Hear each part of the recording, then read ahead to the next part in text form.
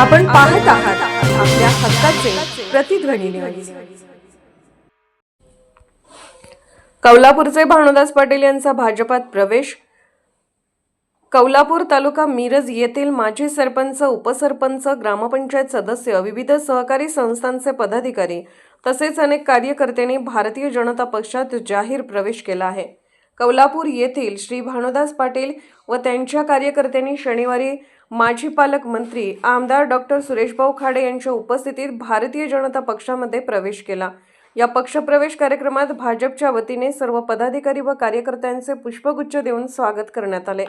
या प्रसंगी कौलापूर गावातील प्रमुख पदाधिकारी, विविध मंडळाचे कार्यकर्ते व नागरिक मोठ्या संख्येने उपस्थित होते। भाजपच्या ध्येय धोरणांवर विश्वास ठेवून तसेच गावाच्या विकासासाठी भाजपमध्ये प्रवेश केल्याचे यावेळी नव्याने प्रवेश केलेल्या कार्यकर्त्यांनी सांगितले।